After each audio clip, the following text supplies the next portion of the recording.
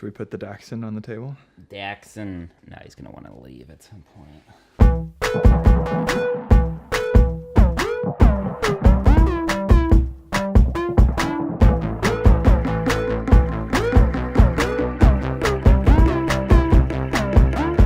Hello, and welcome to Burning Boat Business, the podcast where we explore and talk about and discuss the progress, success, and failures of our company, Burning Boat, Vicky Boat, as well as ourselves. Do you think Mads people, and Taylor? Do you think people find my intros boring because I say it the exact same every time?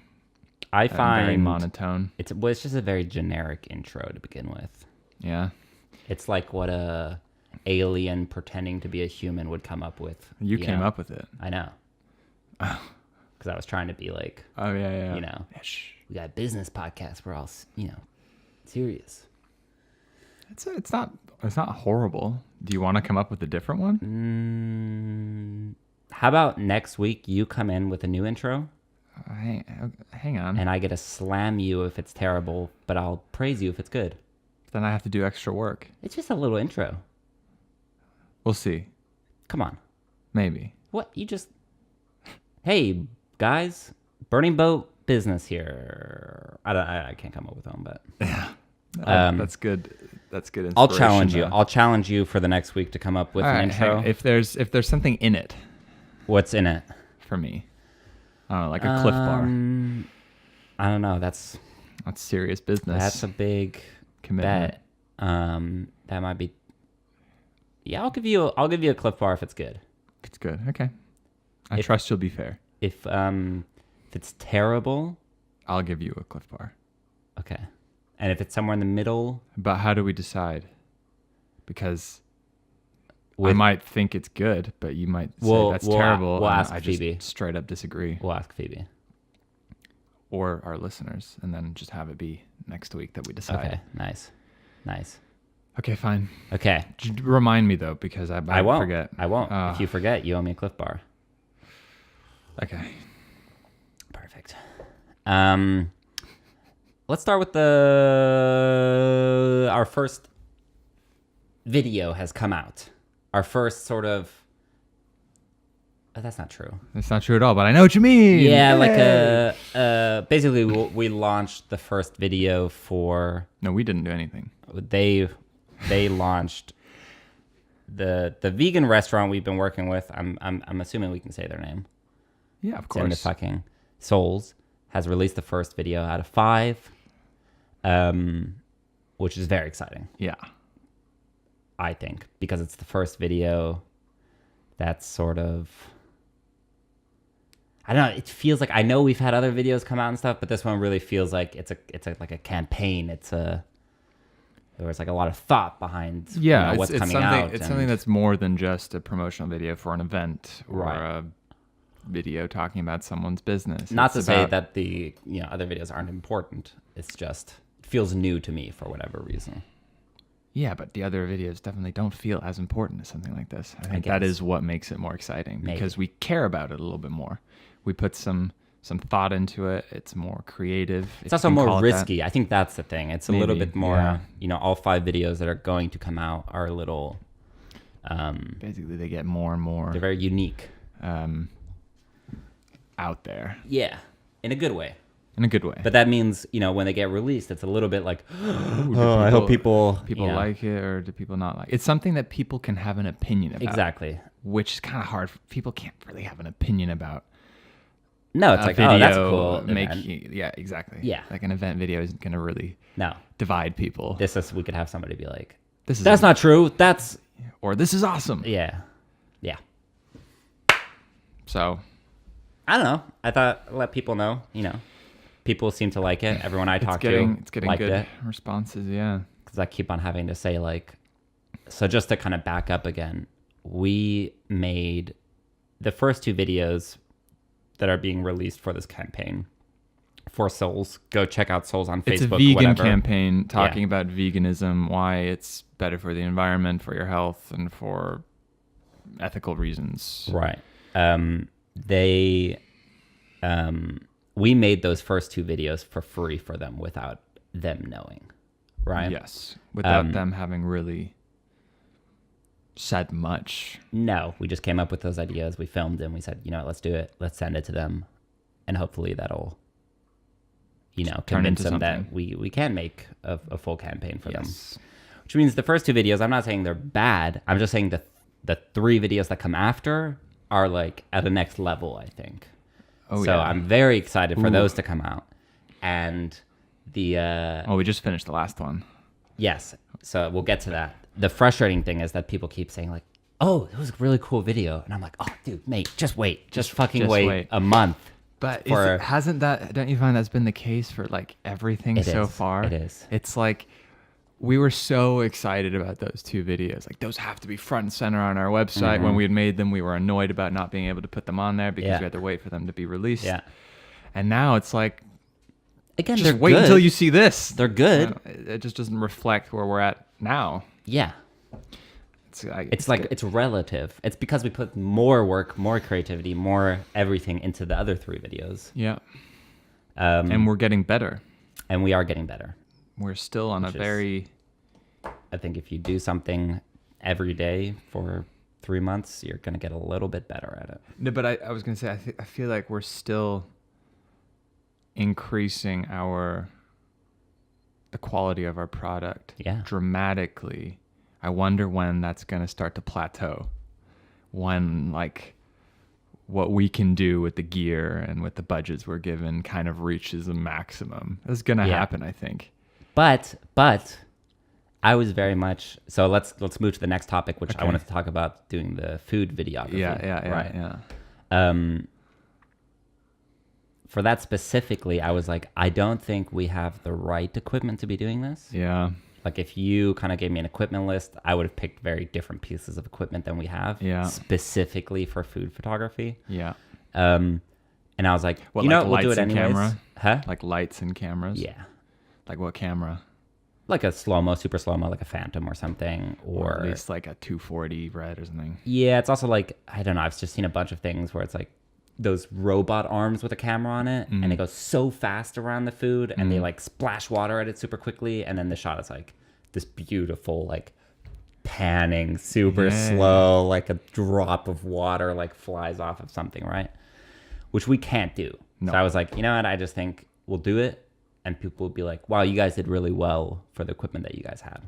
Yeah, I remember you were saying that like you didn't want to necessarily, you wanted to try and at least see if we could come up with something that wasn't that, because you felt like we couldn't compete with the standard that is already out there. Which is how I feel about a lot of things. Yeah, it's the same. I respect that. I feel like I've said it with student films as well. It's like, if you can afford to get a realistic looking cop car and realistic cops and all the props that come along with that, don't just fucking stick a sticker on your mom's car and then shoot it, because it's like immediately you're putting yourself in the position of like, I'm just trying to do what the professionals do. Yeah. I don't actually want to like compete with them or anything. I'm just like, oh, I don't have, do you know what I mean? You're kind of looking at it from the wrong perspective. You should be trying to think of what's the best that you can produce, not what is good and how do I copy that, because you might not be able to. Yeah. And then my thing is like, you will be able to at some point in your life. Just, you know, obviously when you're starting, you have to make some. Don't write a cop movie, write about something else until you're like. Write about a student house party. So that's what I went into it with, and then we shot it and we edited it, and it's really fucking good. It is good, and I don't even think I would compare it to anything else I've seen. I think it's its own thing. It is its own thing, you know. Yeah, we definitely came up with some creative little things to try and shoot. I think the whole style of it is just something that's a little odd, but works. Yeah, again, it's unique. But anyways, in another life, I was like, I could see myself shooting food. It's that fucking fun.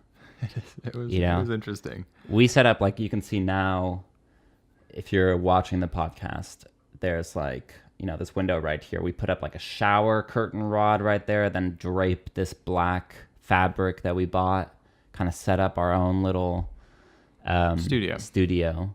Right. Mind you, we only have one light.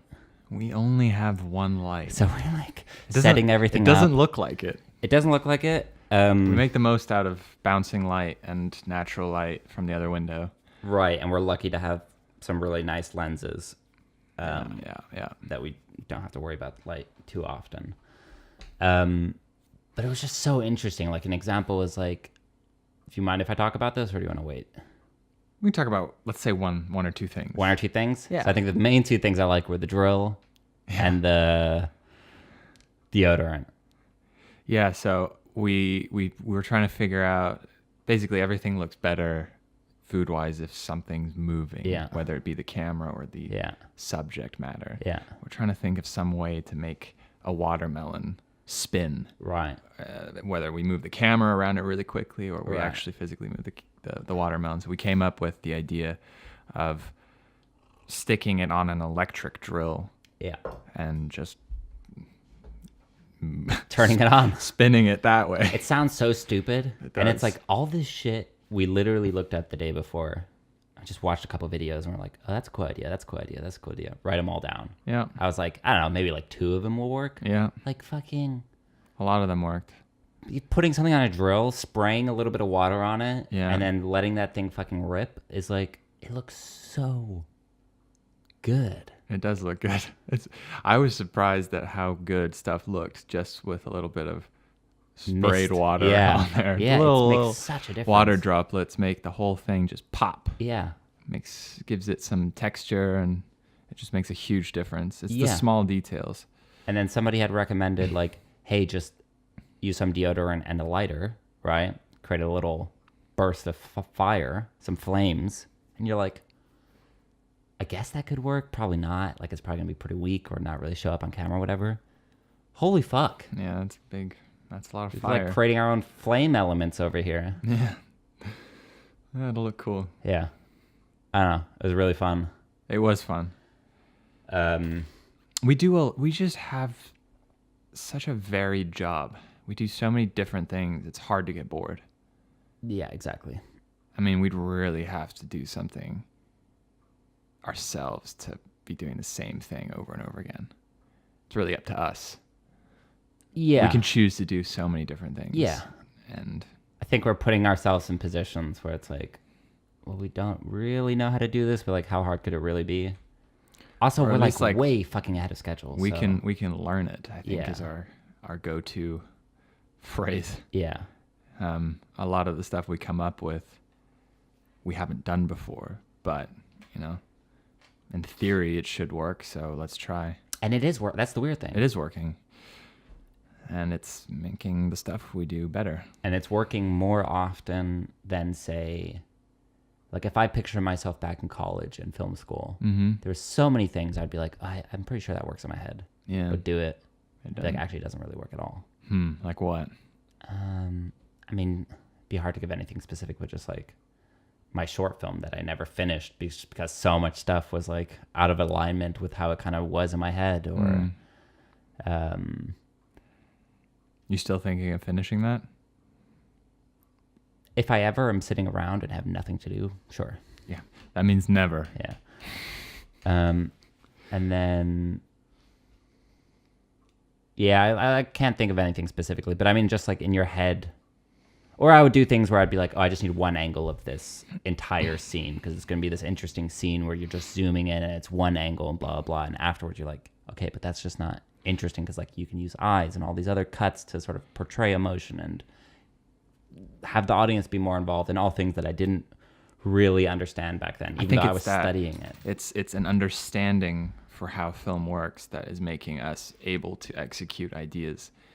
Not that we're able to do more necessarily. I think, like, looking at the first short film I made, I was like, oh, this character is going to be walking up the stairs and this music's going to be playing in the basement and it's going to be like this cool scene. It's going to make you want to, I don't know, do something. Yeah. It's going to get this energy. Yeah.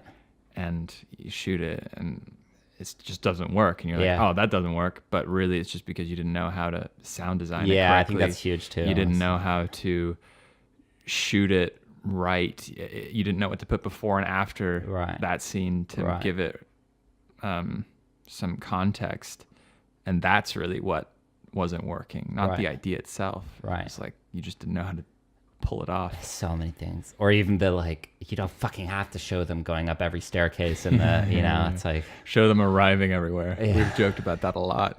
If you watch like a student film, it will most always include people arriving at the location where scenes take place for no other reason than it's easy to storyboard, I think.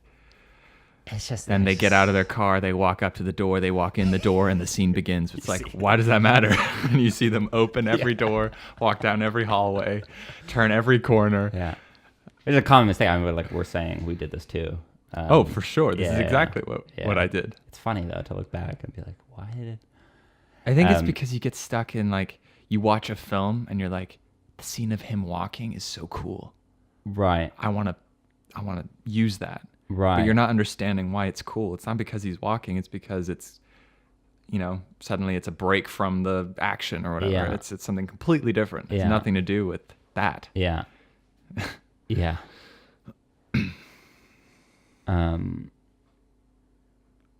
Yeah. So that was fun. Yeah. That was a long day. I think we shot for like... It was a long day, but those are good. Yeah. Yeah. I'm just approving of what we did. We have a new contract with... I'm not going to say the company name, but it's a bouldering gym. Yeah, it's a new bouldering gym that's opening in Copenhagen. Yeah. We had mentioned that we're going to a meeting last podcast. That meeting went well. Went well. I'm very excited to be working with a bouldering gym. Yes. And we've got some really cool ideas. We have some very cool ideas that we also need to figure out. Again, we haven't done it before, but we should be able to figure it out. Yeah. And it's something that I don't think other people would necessarily try. Yeah. So it adds value to us as a business. I think also on a quick tangent, what we're getting good at is, I guess this is just us bragging for like 30 minutes. We love ourselves and everything we do. I think we've been good at finding like, oh, this is a cool video. This is a cool ad campaign. This is a cool, finding little pieces from like. We are constantly looking for things that are good. Yeah. Which is like, it's part of the job. It is. And it's such a weird part because it's like enjoyable and something that generally I'd be like, oh, you shouldn't be sitting around and like just searching videos and like wasting your time. But I found like just relaxing on that mentality a little and realizing like I've felt very creative in the past weeks. And I think it's because like constantly trying to watch things like with the food photography. It's like just watch things to do with that. And it's obviously like, you're going to have more ideas when the day comes. It's like taking it from just watching something and analyzing it a little bit. Like, why is that good? And trying to figure out how they did it. Yeah, we did that a lot as well. That's the thing that I think is good about watching stuff. It's easy to just kind of like mindlessly watch things. No, I think you have to be like conscious of what you're watching. For sure. But it's totally like just ideas will come where you're like, oh, wait, let me show you this little bit of this one video I saw 2 days ago because I think that would actually work really well for, you know. I mean, I've always been under the impression that you have to be able to copy to an extent before you can really start to innovate things yourself and create new styles. Oh, this is a good conversation. You have to be able to look at what someone else has done and understand why it works and even recreate it to an extent. Right. Before you can really build on that and create something that hasn't been seen before. Right. So I'm a big believer, if you can call it that, in straight up copying stuff. I'm split. I know you are. I'm split in two camps because I think on the one hand, yes, I've definitely done that a lot, especially with like script writing, where I'll just line for line take a script and just copy it. But that's totally different because you're not trying to sell that as your own or use it as your own No, work. but It's an exercise. Yeah. I'm talking about making a video, being like, I've seen something that works in another video. I'm going to recreate that shot and use it in my video. I see. For a different reason, but I know it's like going back to understanding why something works, and that is what you learn by recreating it. And then the next time, I think there's something to be learned. You can understand what didn't work about your version or what was better, even if that's the case, and then build something new. Yeah. But you kind of have to. But I'm also on the camp of like, do your own fucking thing. Yeah. Because like going back to film school, it's interesting because I did feel very much it was split between people who were like, I'm doing my completely own thing that nobody's ever seen before, and there's definitely some issues because you're trying to like work out your own style and everything. And then I'm not saying one is better than the other. And the other camp was very much like, this is my favorite director. Everything I make is going to look and feel exactly like it came from that director. Yeah. See, I think that's even a thing in its own. Like copying something to that extent is different than, your 10 favorite films and that those 10 films somehow become that's like Quentin Tarantino or something where it's like every shot is going to be a reference to some sort of and that's original that liked, even though individually his films are very much stylistically copies of other films. I agree, but as a whole it's totally unique. I think it's how it's like appropriation, right? There's a difference between like straight up copying something and using something to emphasize more what you are doing. For example, like I took this experimental film class and it was like, if you just took a Barbie doll and recreated it and sold it, that's copying. You can't do that. But if you take a Barbie doll and you alter things slightly, and your whole point is to talk about women's views of their own body, and you're using that. I think this guy took like dolls that, it was like war dolls or something, that you pulled a string and they would say something, right? Like, G.I. Joe going to the blah, blah, blah. And he would change what the recording was, like with the Barbie doll or something, do something weird and contrast it like that, put it back in the thing, put it back in the toy store so that kids would buy it. And then have a G.I. Joe doll that suddenly is like saying all this Barbie stuff, right? And like trying to, like that stuff I find really interesting. That's like appropriation. Yeah. It's the same. You could do a 1-for-1 recreate, take a shot from somebody else's or a movie that you really respect, put in your film, but in a totally different context. And I think that's fair. And actually it makes the experience better for viewers who have seen the other movie as well and get your reference and are like, oh, fuck. Yeah. It's just a great way to build yourself up as someone who can make stuff. So many ways with like, I think I just also saw this thing. Is there a shot where the guy's in the bathtub in a Requiem for a Dream? Girl. And it's from like a comic book. And it's the exact same as the comic book. Like an anime. But you'd never be like, oh, he copied the comic book. It's it's inspiration as well. Yeah. I mean, what do you think? Is it possible to create something original without referencing something or building off of something else? I guess it depends, like what a reference is. If you're not intentionally if you're not aware of what you're referencing, are you still making a reference? Subconsciously or consciously, is it possible to make something new that isn't something that's coming from something else you've seen already? Oh. No, I think it's like a percentage. I mean, it's like, is there even such a thing as an original thought when you get down to it? Because everything that you think is coming from something reaction to something you're experiencing or seeing or hearing or whatever.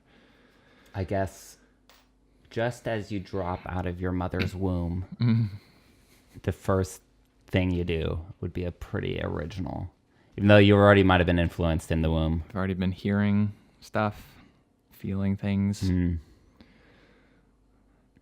I don't fucking know. I think it's a percentage, though. I think there's some people who are like very unique and original, even though obviously the question is, could it ever be totally original? Probably not.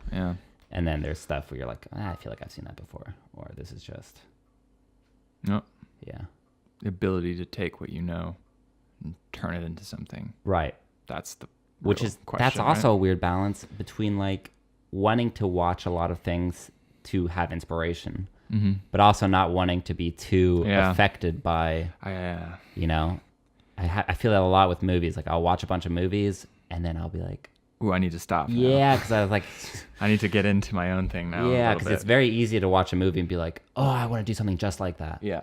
you know, suddenly you're changing your script and then you're like, what am I doing? I find that especially with music in films. Yeah. When there's a soundtrack and not a score. Yeah. I'll be like, oh, I have to use that song too. Yeah. There is not another song that will achieve that emotion the same way that this song will. Right. I need to use this exact song. Right. Because it worked on me when I was watching the film. So right. It's so hard for me to imagine something else working the same way. Right. That is not good, I think. Yeah, because I mean, I think every director is going to have the same, like in hindsight, everything seems so clear. Like, of course they use that song. Yeah. Like, that totally makes sense. Yeah. At the time, I'm sure they were like, I think this is it's Mm-hmm. pretty good. Like, I'm happy with this. I think things solidify in like looking back. You're like, oh, 2001: A Space Odyssey. You couldn't have any other soundtrack. And it's like, yeah, you could if that was never composed. Right? And like he would have put something and I'm sure it would have been good as well. I mean, we'll never know. Obviously, it's just a total hypothetical question, but.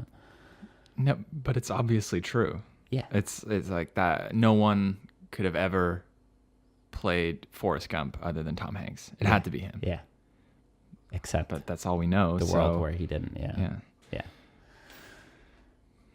Have you seen the video of Tom Hanks doing his Forrest Gump impression and talking about how he got that accent? No. You know the boy who plays Forrest Gump as a boy? Yeah. He had that accent. Right, you told me that. It's so funny. Yeah, you have to go watch it. What's the weird thing, the Mandela effect thing with Forrest Gump? Oh, yeah. Like, so there's a line that everyone quotes in Forrest Gump. And life is like a box of chocolates? Life is... It's actually, life was like a box of chocolates. Life was like a box of chocolates. Yeah, everyone says life is like. Because that's grammatically correct. And I think even Tom Hanks says it wrong. Says it wrong when he's trying to like copy his own. When he's doing an impression of himself, he gets it wrong. Well, what's that? The what effect? The Mandela effect. It's like when you think you remember something that never happened, or a collective, like a big group of people are remembering something incorrectly at the same time. But we got the thing right here. Like people thought that Nelson Mandela had died. Yeah, exactly. But he hadn't. The Mandela effect is a pseudoscientific belief that some differences between one's memories and the real world are caused by changes to past events in the timeline. Many Mandela effect believers believe it is caused by accidental travel between alternate universes. All right, relax. Relax! You lost me in the second fucking sentence of your Wikipedia page. Okay. But that transitions very nicely into... there's a laptop on the table. Oh, yeah, there is. And let me explain why. I think in a previous podcast I had said, like, it'd be really helpful just to have something on the table. Yes. That we could reference. And here's the issue I was having. Okay. And I just like to explore it a little. Is that I feel like sometimes we end topics because we're like, we don't really know enough about this. Yeah. So we're just not going to talk about it for fear of like being wrong or sounding stupid or I think it makes sense to not talk about something you don't know. Except when you're trying to do something entertaining and just ending it's like, of course you can do it a couple times, but like there's a couple times where I've been like, it's just frustrating because it's like, I want to be entertaining and just riff off of things and just banter and bullshit a little. But then it's also something that's being recorded and it's very like, you don't want to be giving false facts or like presenting a false narrative. But then you're also like, well, fuck it. I just want to, and I think the solution is you can look some stuff having up. A laptop and just for small things, being able to I'm not about to like read you a dissertation off this thing, but I think just for small facts and stuff. I think just to keep the flow going. That makes sense. Right? Cool. Let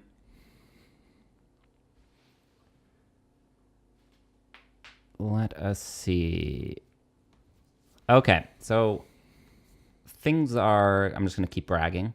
Things are going quite well for us and the company. In my opinion. Invest now. No, I'm joking. But I would like to know, I'm just curious, like what has your experience of this whole thing been? I feel like I've never really sat down and been like, You know, I picture like, oh, I was in New York, and then I went to Missouri, and then I went to Germany, and then I moved to Copenhagen, and then everything sort of started. I'm obviously very clear with what happened to me, but then I'm like, what was Matt's doing in all that time? Like, what is your sort of experience? God, like, what do you mean? With like, well, because I came here and we started right away, so I Right. never really had like we have a business Yeah. time in Copenhagen or whatever. So you've obviously transitioned from. well, I feel like I've been trying to do this as in start or run my own company or be part of my own company or work for myself, a version of that phrase for ever since I graduated from university, which is now 2.5 years ago. Okay. I mean, it started with me wanting to freelance and make videos exactly the same way we're doing now. Yeah. Contacting businesses and companies. Yeah. It's the same thing. Yeah. But contacting people and making videos for them. But no one wanted that. So I guess Why? Like, what's different now, or what's different now? just I good mean, timing, or no, nothing to do with timing. It's just I actually have something to offer. I think we were looking up. We got a business card from someone right? the other day. We looked them up, and their website looked really nice. And then you started looking at it a little bit more, and it started to seem a little bit airy. Yeah. And like there wasn't much substance to it, and it was Right. all talk. Not that they were lying, but it was just there wasn't anything backing up what they were saying. Oh, we can make this for you. It's going Right. to be amazing. It's going to get all the results you need. But I think it's the whole fake it till you make it, and some people obviously take it a little far. Or I mean, everyone has to start and to fake it a little bit. Yeah, I guess so. You know? I think that might And be. it is kind of an awkward situation to be in, but And I think that's the case. I just didn't have anything to show, really. I had Right. like a short film I made in university. I'm watching it now. And Right. it's like, it's not good. right. I thought it was. But that's everybody. It is everyone. That's when you're constantly like, oh, I need this, I need my reel or whatever. And you're like, well, I only have scraping together like this, you know, a couple projects you've worked on and stuff, and nothing's like great. And you're like, And I remember really making wanna that use reel. this And I was- Kalahari video that I made well, at the time, yeah. 8 years ago, you know? Well, you don't have anything else. It's Dude, like, but how that's all you insane know. would it be to now put your Kalahari video in a reel? You'd be like, oh no, If it were a 3-hour reel, it might make it at the end. for 1 second. But okay, I guess my answer is that it feels like it's this is weird, like it's been in so many stages. Right. It definitely feels like we launched a company the day you moved here. Right. But I have to remind myself that I was trying and preparing for that day Yeah. for like 2 years. Yeah. Whether or not I knew, I mean, I knew that was what was happening the Yeah. last like 8-9 months. Yeah. Specifically that you were going to move here and that's what we were going to do. But even before then, I was calling people, trying to pitch myself as someone to make you a promotional video. Like I had people like hang up on me when I said, "Hi, I'm Mads. I'm a freelance filmmaker. I'd like to make a video for you." I just hung up. Yeah. It does feel like two separate things. I mean, I even had my own website and made business cards and Right. did all that. Right. And then it all kind of changed when I made that feature-length film where Right. you helped. And then we decided to do something together, and it was like a new thing. Right. But I guess it feels like it's like it's not something that's happened overnight. Yeah. I don't know if but I'm that's more how you curious, feel. like, if it happened overnight, No, but I'm yeah. What are you asking more specifically then? I'm asking like, what were your expectations going into it? How are you feeling now about everything? Like, do you reflect on it at all, or are you happy with how things are going? Do you Yeah, think things of course could be I'm going happy. better? Do you ever question like, oh, what if I was doing this without Taylor? Like, would I? I have definitely thought that. Like, well, could I do this How dare you? without you? No, go ahead. No, I'm sure you have too. Yeah, And I yeah. think the answer is I couldn't. Yeah. both, I mean, on an obvious level, you have a certain skill set that I don't, but I think more importantly, like I could learn those things in the same way you could learn what I can do. It's just like when you're two people, it's like real. Like you're not only answering to yourself, you're also held accountable by someone else. You're pushing the other person and vice versa. Right. There's just a lot more at stake. Right. In a way. Right. And that's what I think was my main, like when you move here, it's real. It's not just me and in my head. Yeah. It's someone else as well. Yeah. Someone else feels like they work for themselves within something I'm part of. Yeah. It's not just me. Yeah. It's like that was in many ways more real than registering our business in Copenhagen or getting our bank account or whatever. Or our first job. It was someone else is here who thinks Burning Boat is real. Yeah. That was the most real thing ever. I think that too. Actually, all that other stuff turned out to be feels mellow, very vague. Yeah. We're like, congratulations on starting the company, because we released that YouTube video and it felt like a point. Yeah. It was, but it's also sure. like we still have to figure out the bank account. It's just like there's just a bunch of small things that happen over time, but it's like once you take that first step, that's real. Yeah, exactly. That's the real thing. Yeah. But I think what I was answering originally was more of like, do you feel like you moved here and things just kind of like are working?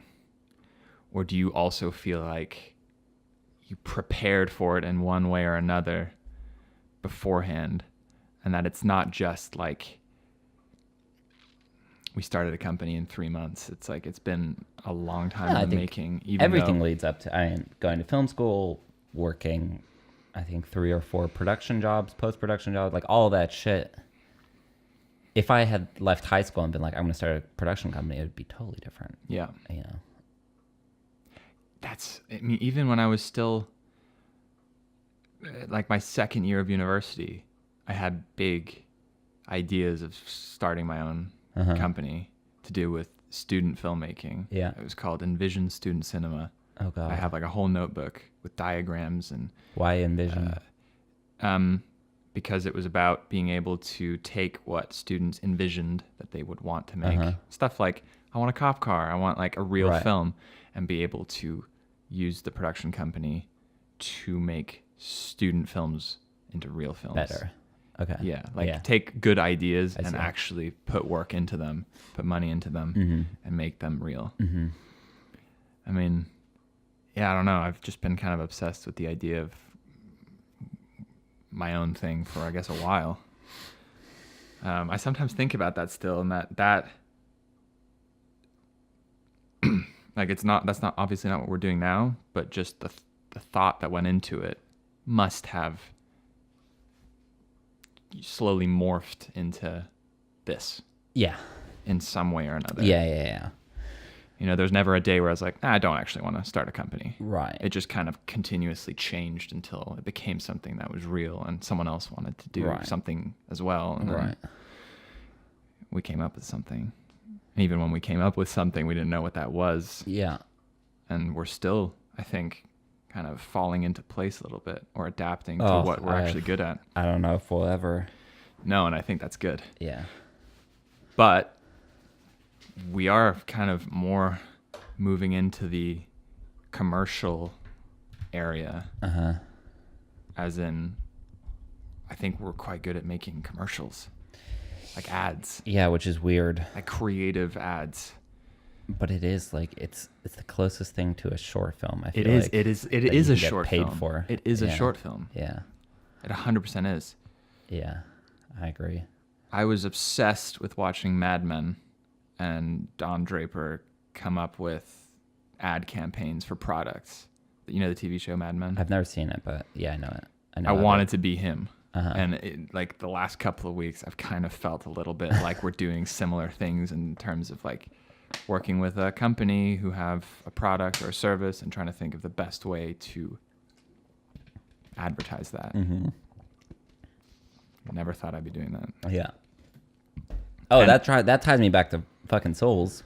Fucking when I was souls. saying the whole, this video's got me really excited. I think it's because it's also, we still have to add whenever we say, we want to do a campaign for you, whatever. In the back of all of that is that like, well, we've never run one successfully. We've never run one unsuccessfully either. But I think that's one of the reasons I'm so excited about it, because the first time I think, we'll be able to use those statistics, that information that comes out of that campaign to show bigger and, I want to say better companies. I don't mean better in that way. Just like I get what you mean. The next, clients that it just feels good to have some data backing it. Up until now, when we've done a job, we've gotten some money out of it. Yeah. And we've gotten, I guess, the experience of learning how to work in that environment. Yeah. And we've gotten the product, which we can show.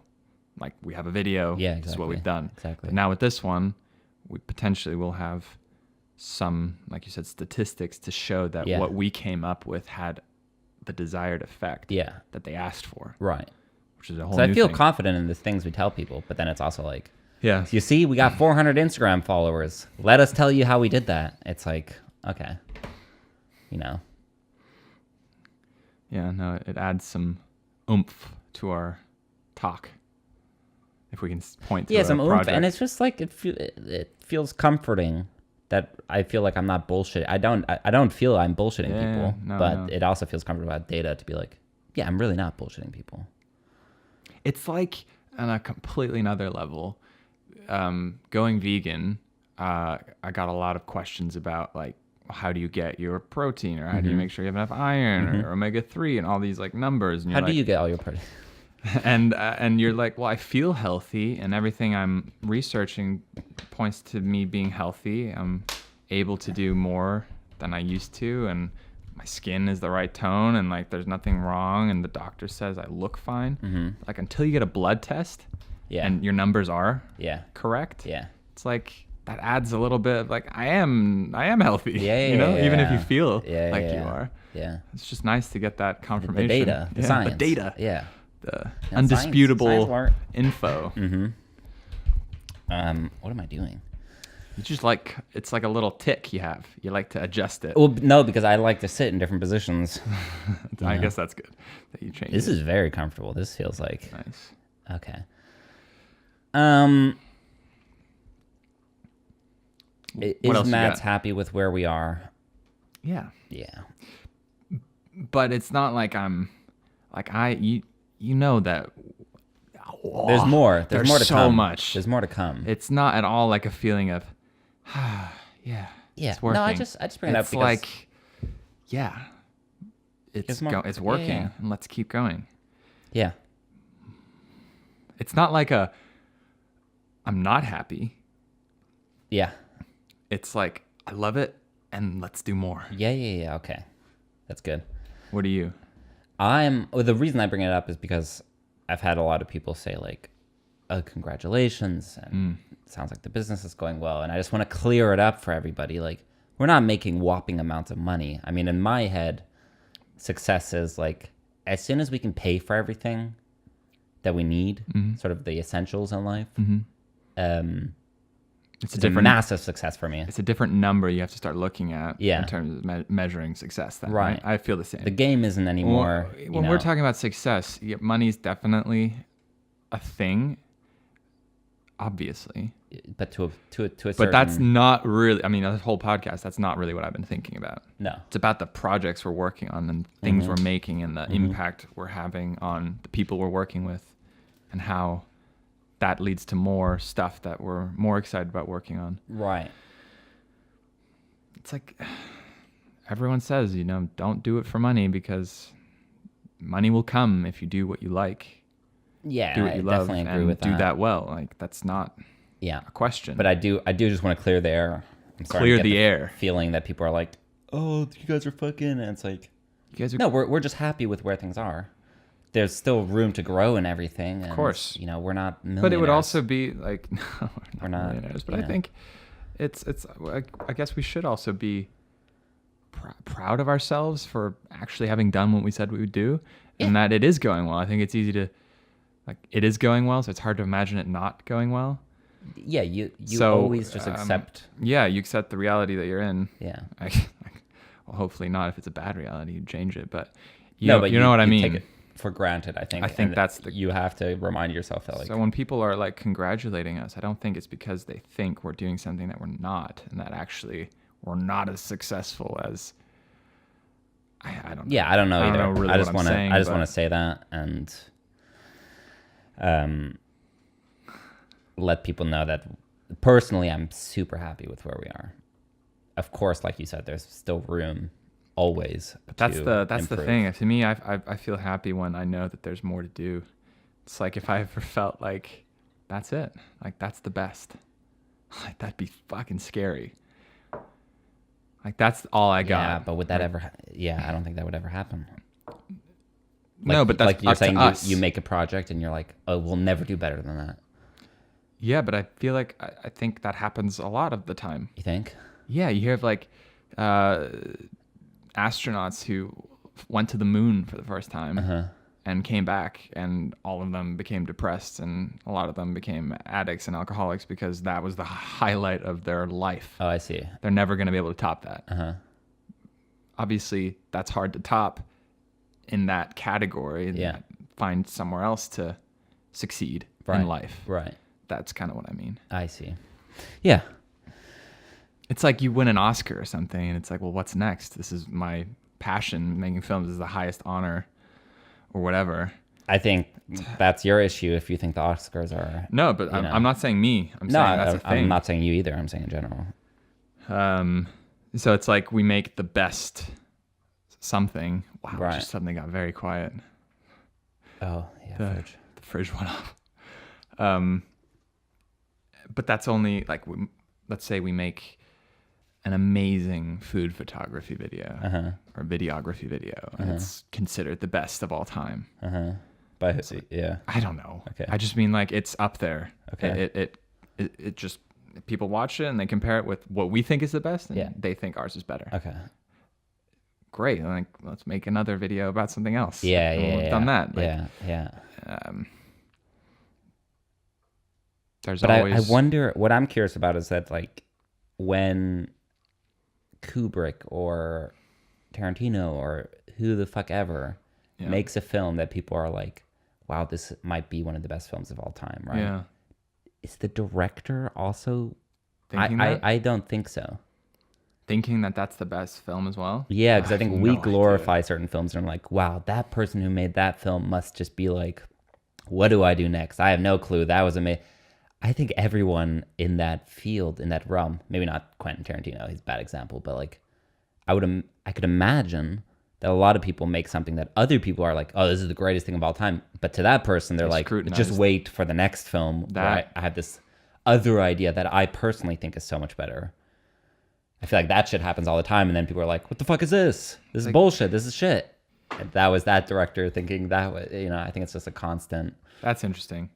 So like what they find to be their best piece of work is not considered to be their best piece of work. Oh, that's by often other the case people. with like authors as well, Yeah. or like musicians. They're like, I fucking hate playing that one song. That's the only thing people want to hear. Yeah. But I think it's like being able to strike a balance between being happy with what you made, right, or where you are, right, but also being totally excited about doing the next thing. No, exactly. And that it would be such a shame. Imagine if every time you finish something, you were just unable to enjoy it because you were already like, oh, but that wasn't the ultimate, or that wasn't the best. No. I could still make it better. That means this isn't good.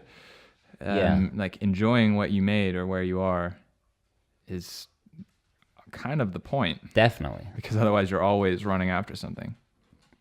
Definitely. And alternatively, on the other side, you have the people who are like, totally content. Back in my 20s, that's when I made all my movies. You see like actors or actresses sometimes, and it's so sad because they're like, and I think that comes from like, if you let other people kind of determine what's good and what's bad instead of yourself, then you're constantly like, if you had a smashing success at 20, you're never going to get that sort of attention again, maybe. But you could still, I would think, make something and be like, this is way better than what I did back then. But I think it might stop a lot of people, or I don't know. I don't know either. Do we want to open up a whole nother topic here? Depends on what it is. Make a good judgment call here. It's got to be good. Unless... No. It's good, but it can just wait for another Just episode. Let me know what it is. Got two things. I just wanted to talk about money in general. Mm-hmm. As sort of like a what is money. Oh. Okay. But I think that's like a little, not off topic, but let's save it for next podcast. Okay.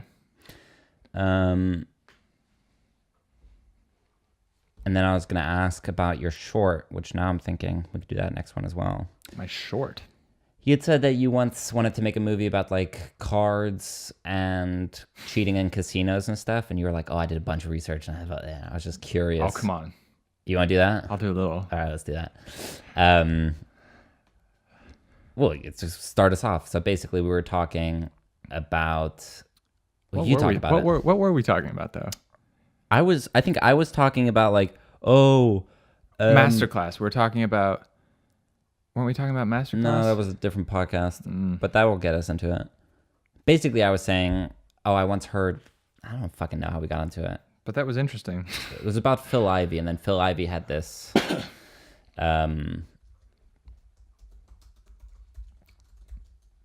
I don't want to call it a scandal because I don't know if it was Phil actually Ivey true or or not. Phil Helmuth? It was Phil Ivey because he was... These are poker players. Yeah, UK court rules Phil Ivey cheated at casino to win $10 million. What? And this is I from didn't know this. Bloomberg.com. Okay, and then I said... In 2017. I know quite a bit about card Right. cheating. And you're Right. like, what do you mean? And I was like, well, when I... No, I was like, of course you do. That's the only thing I would expect you to say. When I applied to study at university to get a master's degree, I had to write a short film idea, like a script, a screenplay, to get in, I guess. Yeah. And it was about cheating at cards. Yeah. But I'm very curious about that whole... So what are some ways... I want to know because I don't trust you. And I think we're going to play a game one day and you're going to be like... I have never cheated at cards. That's exactly what a cheater would say. This is true.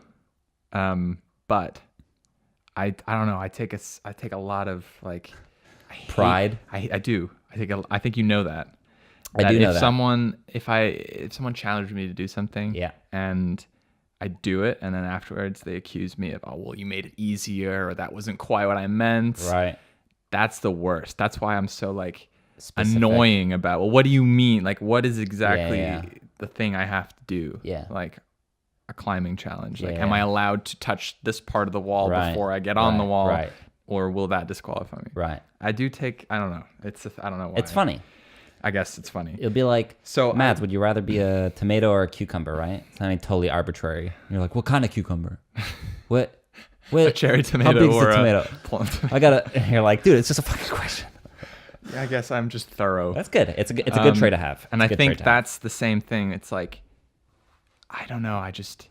I was into poker and I was into magic, and I guess the two just made me so curious about how could you use the same kind of skills to theoretically cheat at poker, because not there is a lot of cheat at there poker. is overlap. No, it was for sure. It's sleight of hand. Yeah, exactly. I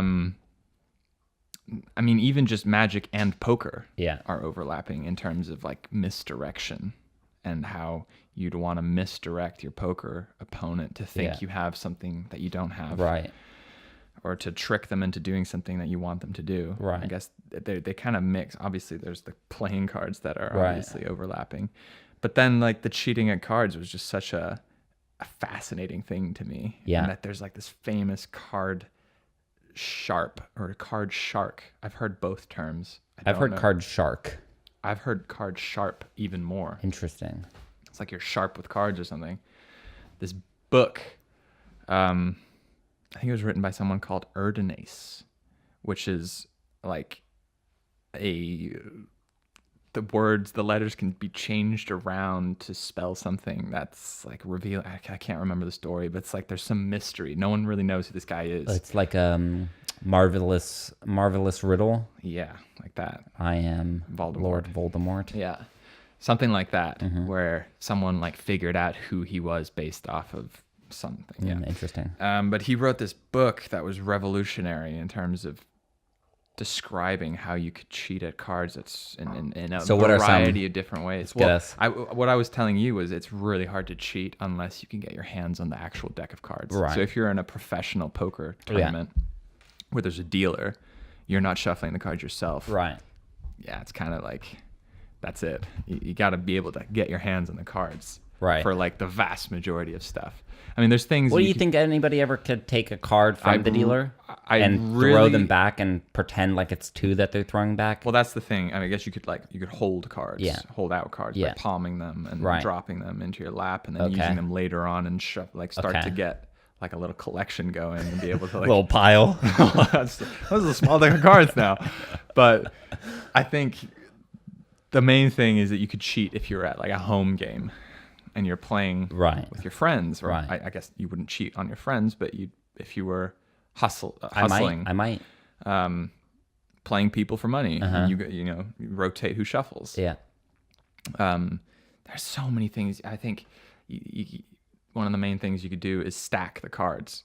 So while you're shuffling, or even based off of the last round, 3 people go all the way. You've got the river, the flop, and the turn on the table, and then people turn over their cards. So actually you can see 5 cards plus 6 cards. So you've got 11 cards that you can actually see. Yeah.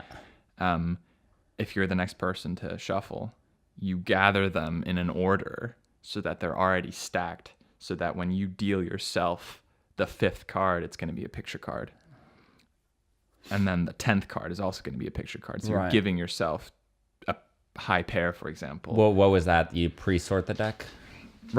As you're gathering them. So the previous hand, someone had a king here and someone had a king here. So as you're shuffling, as everyone else is, going about their night, you're stacking the cards in a way. I see. Make sure there's 5 cards, and then you're false shuffling, which is easy to do. Okay. Make it look like you're shuffling, but really the top 20 cards are staying the same. I see. There's so many things you could do. Interesting. And then you're dealing yourself cards totally fairly, and you're ending up with cards. Yeah, that's something I would do when I was like 6 or something. Then you can get even more advanced, where you're starting to stack cards against your opponent as well. So you're giving yourself 2 aces, but you're giving the guy next to you 2 kings. Yeah. So he thinks he has a good hand as well. Oh, that's good. So that he's going to bet a lot of money. Or money. even better, like ace king, and you have 2 aces. Exactly. Something where he thinks he's won, but you have just a little bit better, that's so good. That you win money, because ultimately that's the goal, right? If you always get aces and everyone else gets 7-2, you're not going to win much. Yeah.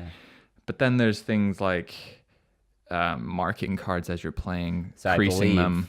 That was the situation with Phil Ivey. Just to make sure that he wasn't doing anything else. He was doing something that I think was considered illegal, but it's in a very weird... Right. Could it have been accidental? No, I think it's like you do something that doesn't really have a very strict law against. For example, I think what he was doing... and don't quote me on this, I don't want to read this whole article right now, but was he was reading the back of the cards, the patterns on the back. And the patterns, at the very edge of the card, you'd have different endings of a certain pattern. And he was reading those patterns to know certain cards in his deck or whatever. And the point is, well, the casino should have not had cards that have different patterns on the back. Right. They should all have the same. Yeah, but he used that to an advantage. And won a bunch of money. And then it's a question of like, it's not really cheating. I mean, that's, he didn't bring his own deck of cards or anything. No. But was obviously deemed illegal, unlawful. Yeah. And I don't think he went to jail. It's just like, you got to give the money back. It's a fascinating world. Yeah, it really is. I'd be interested to look into the future and see if that's something I ever make a film about, because I think I will. Who was the director you mentioned? You're like, I watched a bunch of this guy's films. Oh, it was an actor who used to play like Paul Newman was like a card shark in a couple of films. I see. I just like that whole world of like underground poker games. Did you ever watch Molly's Game? Molly's or Mully's? Molly's Game. No. It was written by Aaron Sorkin. What's his name? think Sorkin. I think Sorkin? Aaron Sorkin? I'd be pretending to know, but that sounds more familiar than the other. Life is so much 3. easier with a computer. Aaron Foreskin, actually. No, I'm kidding. Aaron Sorkin. He wrote it. It's about a woman who ran private poker games for some of the I don't know, Hollywood elite and people in that. She'd basically host games in hotels and everything. And I can't really remember the whole movie. There are some people who can just do unbelievable things with a deck of playing cards. I almost want to show you. It's anything that is hard to master. That's any old person couldn't do this. Yeah, is fascinating. I think if you've got someone who can riffle shuffle a deck of cards so that every other card exactly every time is going on top of the other one, which means you have to split the deck of cards exactly in half. Right. Shuffle it perfectly. Yeah. Every single time. If you do that 7 times in a row, the deck of cards is back to normal. Yeah. It's such a simple thing, but it's so impossible to do. But some people could do it. They just go and every time. That to me is just like, especially when it means. But why cards? Why not? Because you can win money. Unicycle where you put a bowl on your head and you got those people who are putting bowls on their feet and then flipping a bowl from their foot to their head, and you're like, yeah, that's impressive, but like, what made you want to do that? I mean, you're asking the wrong guy, because no, I didn't do unicycle, but I did yo-yo. I did Diablo. Yeah. Sticks. Well, that is the nerdiest. That is the nerdiest thing you could possibly do. Frisbee. Playing cards, clearly. Yeah. That to me. Look, I'm not saying I don't have any hobbies. I'm just curious. That to me, because you're also saying I'm super interested in yeah, that I get though. But I was gonna say you're super interested in cheating, but you're like, I would never cheat. Well, okay. Well, I think the cards. It's not cards. It's magic, and that's how it started. And there's something so fascinating. Now, when you say magic, no, I mean, I don't mean sorcery. Okay, I'm just checking. I mean tricks. Yes. Illusions that look like something magical is happening, like you're defying the laws of physics or reality, right? Where you can make a grown adult think you did something insane, right? And you can get people to react like a little child, right? That to me is so that's the part you like of it. Yeah, that makes sense. Yeah, it's showing but it's because of how I felt watching someone else do that, right? Like David Blaine. See, I like him. Yeah. And I guess it makes total sense, this whole idea of like, well, don't tell people.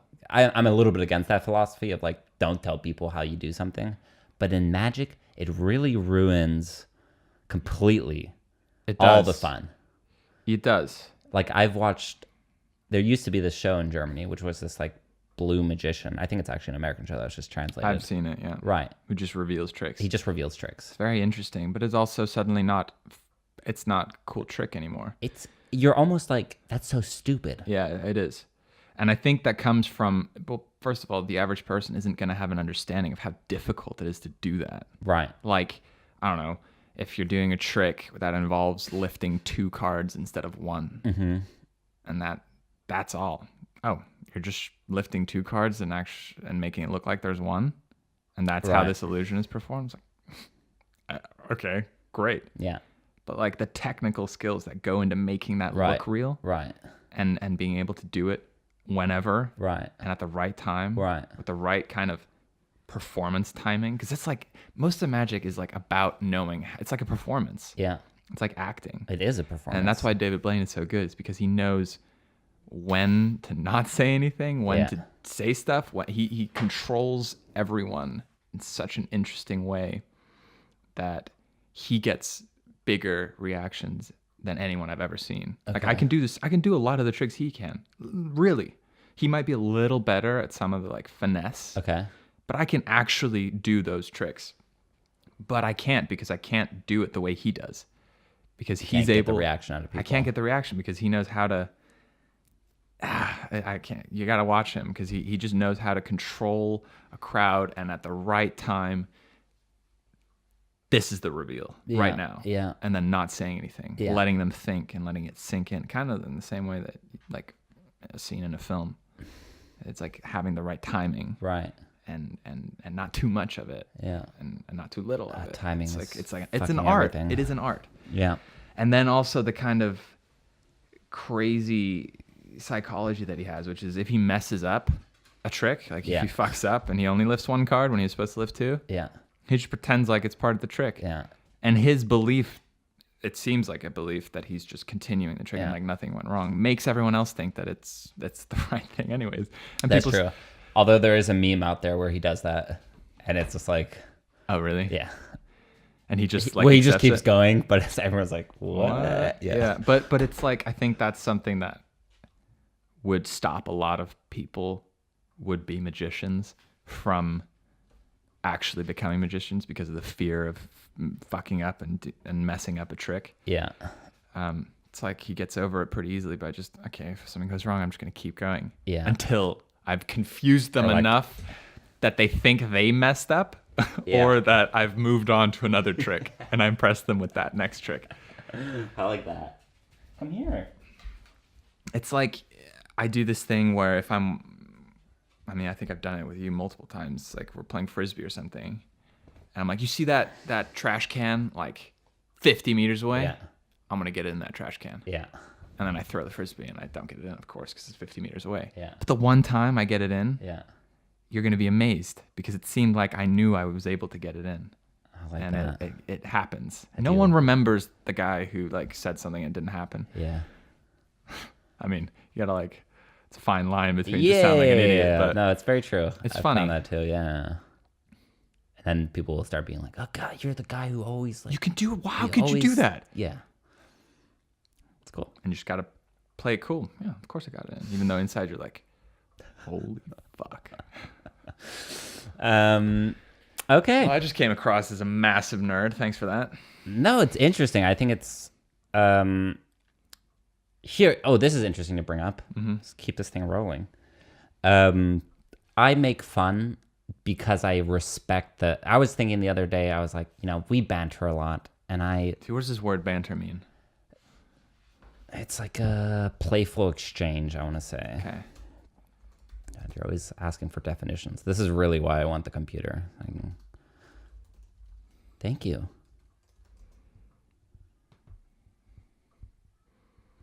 Cambridge English Dictionary. Conversation that is funny and not serious. Okay, yeah. Right? I like to poke fun. I like to, But it's only when I respect somebody or respect something you do that I would even feel the ability. I would even want to, like, if I was like super cringed out at something, I'd be like, oh, that's really cool. Like, cool, man. That sounds really interesting. Like, you say that to me all the time. Do I? No, I'm joking. No. But I just wanted to be clear that, like, I call you a nerd and stuff, but it's like, I don't think it's not cool. I just think it's funny. It's like, I don't think I'd we be don't doing my have job. to sit here and decide if magic is cool or not. Cool. And that leads nicely into the end of this, which is, I am bringing the computer to, just please don't jump down, get our facts straight on certain things. But I also think, I just want to say, like, these podcasts, we're talking for long periods of time. And I feel like in the past couple episodes, I kind of get in my head sometimes about like, well, did I really mean that? Or did, I obviously I didn't have enough time to think about that, but I want to just give an answer, blah, blah, blah. And it's like, it's just, obviously certain things I'm saying are serious and stuff, but nothing should be taken too seriously. Yeah, I know you've said that sometimes afterwards. Tough. You're like, oh, I didn't really mean that, but I kind of said it and had to go with it anyways. Yeah, because like a second of silence on this podcast when we're sitting here. Yeah, no, it does feels like a fucking year. And you're like, I need to say something now. I need to say what. But I think it's okay to say, I don't know. But that's my problem. It's like, well, then everything's going to be, I don't know, because I'm just going to try to... No, it doesn't have to be everything. I think there is definitely room to say, this is what I think, but it's based on like nothing. And if you're interested in hearing what I think, this is what it is. Yeah. But like, don't take it for anything more than that. Because we also don't set up. It's not like you call me the night before and you're like, hey, I'm going to be talking about this. Make sure you're all brushed up on. I have thought about doing that, but it doesn't feel right to do that, because then it's like we're preparing statements. Right. So I feel like it didn't need to be said, but I just feel like it's nice to be like, no, I'm sure everybody who podcasts deals with this. And I listen to a lot of podcasts where they'll cut things out afterwards. And I think we really try not to cut anything out, even if it is like... I mean, I haven't cut anything out for like a lot of episodes now. I think we've only cut out when we mentioned Souls originally, and we had to cut it out of that podcast. And at first we were really kind of like uptight about if something wasn't interesting, we'd cut it out. Like the first two or three episodes, I think we were like editing, but it's like it wasn't necessary. Yeah, I mean, we also just don't have the time right now to be editing. Okay, we will see you next week on Burning Bow Business. I love you. Look out for the new intro. May God be with you. Peace be with you.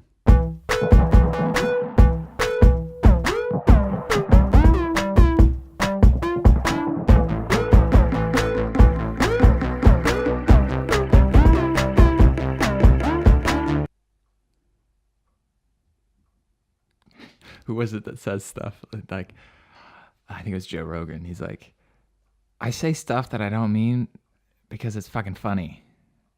Yeah. Because I want to make people angry. That's what Bill Burr's like, I'll just take the complete opposite just because he likes to annoy people. Yeah. He's like, if I'm in California, I'm going to pretend I'm a Republican. Yeah. I'm going to say all this shit. If I'm in a fucking Republican state, I'm going to pretend I'm a bleeding heart liberal. It's like, if there's a joke that's funny that happens to be totally like politically incorrect and super sensitive to a lot of people, it's still a funny joke. Yeah. And he'll say it. Yeah. I think that's funny. Yeah. It is funny. It is. Of course it's funny. Yeah. And that also allows you as like the audience to relax a little bit. Yeah, or like I was just listening to something this morning where the guy makes a very like joke and then he's like, oh yeah. And it's so funny. Like for me as a listener, I'm not like, oh, how dare you say that? That's so like, that moment to me was so fucking funny. And I was like, you're not taking him seriously in the sense that you're like, oh, he's a racist. He said that he must be a racist. Yeah. You know, it's being like understanding, and there are funny things could be totally taken as a fact. Even things that we say just when we're like alone between ourselves. Mm-hmm. I'm sure there'd be people who'd be like, that's offensive. Yeah. That's totally offensive. I'm getting so... I never used to think twice about this kind of stuff, but like the idea of people being offended by words that are spoken to the degree that they are offended is annoying to me. You know, when some people take something that someone else said as so personally offensive that it affects a major part of their life. Yeah. Is fascinating, but also a little, I don't know, frightening to me. It's weird because I feel like I transitioned through that. Like in college, I would be like the offended type, you know? Yeah. I would get offended about certain things, or if you didn't know enough about something, I would get like, oh, how can you not know about this? It's so important. I feel like I've really cooled off in the last 3-4 years. Because I think it's hard to boil things down to like, by you being offended, you're kind of putting an intention into that person's words that wasn't necessarily there. And you're putting that main word, which is offending yourself. So in a weird way, if I'm like, well, this is what Mads intended, so I'm offended by that. It's like, well, no, you did that. You added that yourself. Yeah, it's on you in a lot of cases, I think. Yeah, which is fair. And if the person doesn't know that they're doing that, then of course you're going to be like, yeah. But I think what it's also coming in with a pessimistic, like, oh, everyone's shit. Everyone means, if something could be interpreted, they're probably meaning something bad. Yeah. As opposed to seeing it as like, he's a comedian, he tells jokes, or like this person is, it's the whole idea of like, if I use a certain word and people are like, oh, we don't say that anymore. Like, that's racist now. We've kind of decided as a group, like a year ago, this is racist. Some people get super mad, and it's like, I get that, but you could also like inform me, like, hey, just so you know, people are using this word now. If you want to use the other one, that's fine. But just so you know, this is kind of what people have agreed, or like the group that's involved has decided they want to be labeled by this word. That's a whole different conversation, whether you then go along with that or not. But the whole like being angry at somebody for being truly ignorant, like not knowing that something's happened. That's to me, it's like, I think with the vegan thing, like right when I went vegan and I like watched so many documentaries and read books and articles and YouTube videos, and I was like, how does everyone not know about this? Yeah. And I was kind of like there was a little bit of, I guess, frustration and even like rage at why don't people know this, which very quickly saved the boy. Save his joints, save his knees. His poor little knees. I'm sorry. Yes, I know. Oh my God. Animal torture on camera.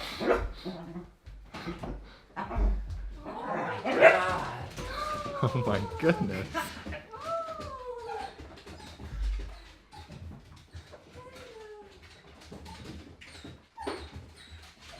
But just to finish that point, that you should very rarely get angry or annoyed at someone for not knowing something.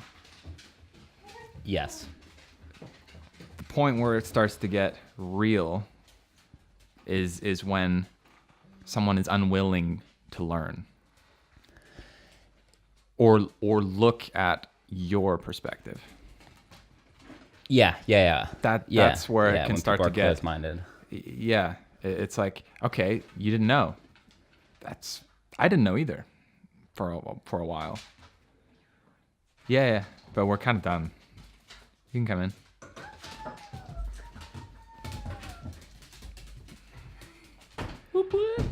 He was sitting on the bench and is about to like launch off of it. Yeah, I know. It's like suicide jump. Don't get angry at people for not knowing something. Like, tell them about it, and then right. And then you can have because it's the thing with like Jordan Peterson being like, I'm not going to call you a different gender because whatever his argument is. Yeah. Then I think, okay, now there's an argument to be had. Now it makes sense. Now people can argue one way and people can argue another way. Because he knows that they want to be called something else. Right. And he's actively not totally different than being like me calling you, I don't know, if you identify as a woman and I'm like, oh, he took out the trash yesterday to Phoebe, and you get pissed off and you're like, I identify as a she, and you should have asked me before you, and then you're like, okay, you're just trying to be pissed off. You're just trying to get angry. Yeah. Or like someone says to you, like, vegan, why would you want to be vegan? Like, doesn't make any sense. Right. Like how are you going to get your protein? And you're like, whoa, fucking hell, you can get your protein from vegetables. How do you think the cows get their protein? It's like, well, they just don't. They don't know that. Like, yeah. Like, relax. Yeah, exactly. They don't know that. Exactly. But it's like when you start talking about facts, and then they're still like, right. Where do you get your protein from? Yeah. Like, I just told you. Yeah. Then it's like, okay, well, then now we can have an argument, I guess. We can have an argument that's like, well, oh, that's different because they're cows. Whatever your argument might be. Yeah. Okay. But don't, exactly. Yeah. I guess it goes the other way as well. Like, oh, of course. Assume that the person you're talking to knows something that you don't, and you'll be better off for thinking that way. Right. Yeah. Next week on Burning Boat Business. A little extra there for you.